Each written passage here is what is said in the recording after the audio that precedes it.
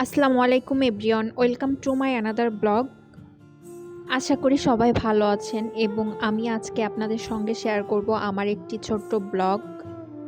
তো দেখতেই পারছেন, আমি যখন এই ফুলের ভিডিও করছিলাম তখন এখানে অনেক রোদই ছিল এবং তারপর থেকে আবহাওয়া ধীরে ধীরে চেঞ্জ হতে থাকলো এবং ঝড়ো হাওয়া দিতে থাকলো।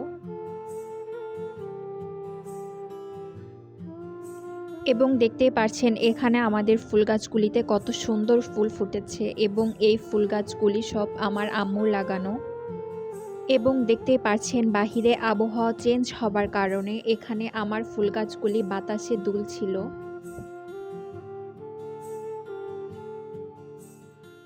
আর বেশ কিছুদিন ধরে এত গরম পড়েছিল যে এই আবহাওয়াটা মনে শান্তি নিয়ে এসেছিল একদম।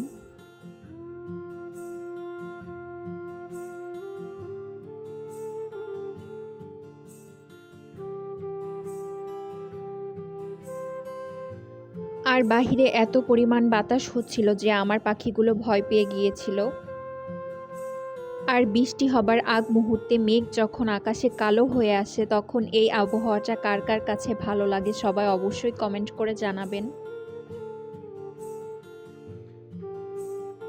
আর বাহিরে এতই মেঘ হয়েছিল এবং এতই বাতাস হচ্ছিল যে আমার পাখিগুলি এখানে দেখতে পারছেন ভয় পেয়ে গিয়েছিল। আর দেখুন এই পাশে আমার পাখি বাসার মধ্যে 3টা ডিম পেড়েছিল, মাশাআল্লাহ। আর তখন বাহিরে এতই জোরে বাতাস হচ্ছিল যে পরবর্তীতে আমার পাখিগুলো ভয়ে বাসার মধ্যে ঢুকে পড়েছিল।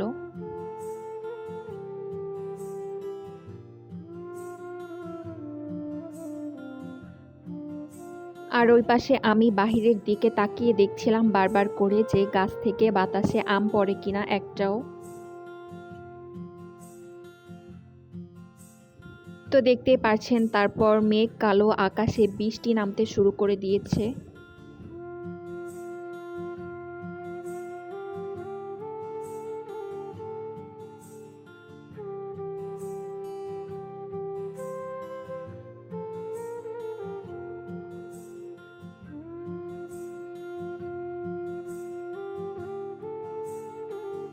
আর ধীরে ধীরে বৃষ্টি বাড়তে বাড়তে অনেক জোরে বৃষ্টি হচ্ছিল এবং সাথে ঝড়ো হাওয়া দিচ্ছিল।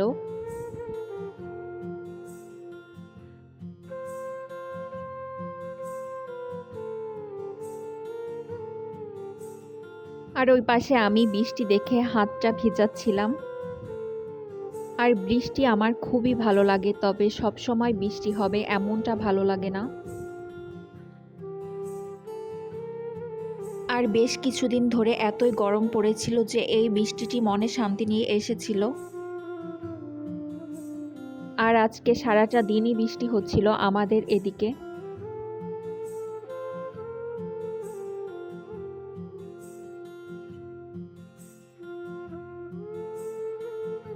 আর বৃষ্টি এতই জোরে হচ্ছিল যে তখন দেখিয়েছিলাম আমার ফুল গাছে কত সুন্দর ফুল ফুটেছিল।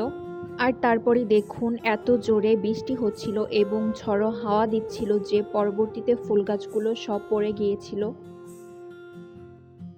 আর আজকে সারাদিনই এমন বৃষ্টি হচ্ছিল, তবে বিকাল টাইমের দিকে একটু বৃষ্টি থেমেছিল এবং সেই সময়টাতে আমি একটু বাহিরে বের হয়েছিলাম হাঁটতে। এবং তার পরপরই আবার আবহাওয়া চেঞ্জ হতে থাকলো। আর দেখতেই পারছেন আবার শুরু হয়ে গিয়েছে ঝড়ো হাওয়া।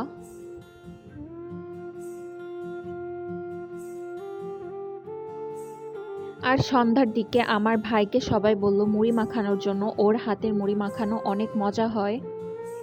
তো বাহিরে বৃষ্টি হচ্ছে এবং সবাই ওকে বললাম মুড়ি মাখানোর জন্য। তো তারপর ও এখানে মুড়ি মাখানোর জন্য সব কিছু রেডি করছিল। আর ওর মুড়ি মাখানোটা স্পেশালি অনেক মজা হয়, তো চলুন সবার সাথে শেয়ার করি।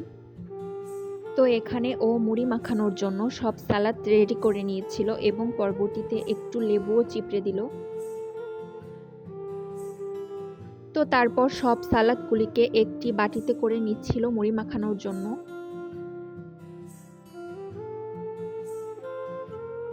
আর তারপর ও দিয়ে দিচ্ছিল এটাতে ম্যাজিক মশলা, আর এই মশলাটা দিলে অনেক মজা হয় মুড়ি মাখানোটা। আর আমার ভাই যখনই মুড়ি মাখায় তখনই এই মশলাটি ব্যবহার করে। আর তারপর ও এখানে দিয়ে দিচ্ছিল আমার আম্মুর হাতের বানানো আমের আচারের তেল।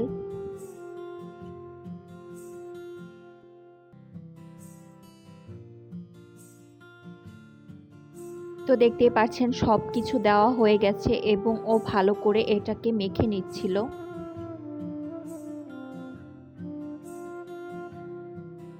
তো সালাডটা ভালো করে মাখা হয়ে গেলে এখানে ও দিয়ে দিচ্ছিল চানাচুর।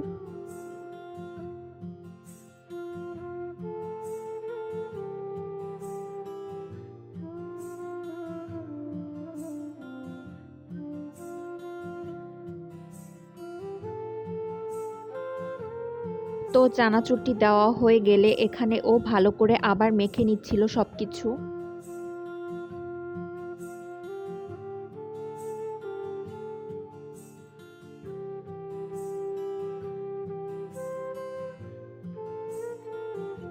তো তারপর সবকিছু ভালো করে মেখে নেওয়ার পর এখানে দিয়ে দিচ্ছে মুড়ি।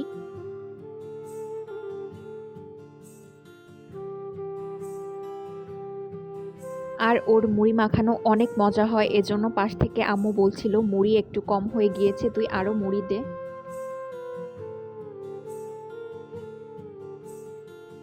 এবং তারপর দেখতে পাচ্ছেন মুড়ি দিয়ে সবকিছু মেখে নিচ্ছে ভালো করে সবকিছুর সঙ্গে। তো সবশেষে মুড়ি মাখানো কমপ্লিট আমাদের। তো গাইস দেখতেই পাচ্ছেন কত সুন্দর করে মুড়ি মাখিয়েছে আমার ভাই। এবং বাহিরে যেহেতু বৃষ্টি হচ্ছে তো আমার আম্মু খিচুড়ি রান্না করেছিল রাতে। তো তারপর খিচুড়িটা খাবার জন্য আমি আমার প্লেটে করে নিচ্ছিলাম। আর সবার ফার্স্টে আমি খিচুড়িটা নিতে এসেছিলাম।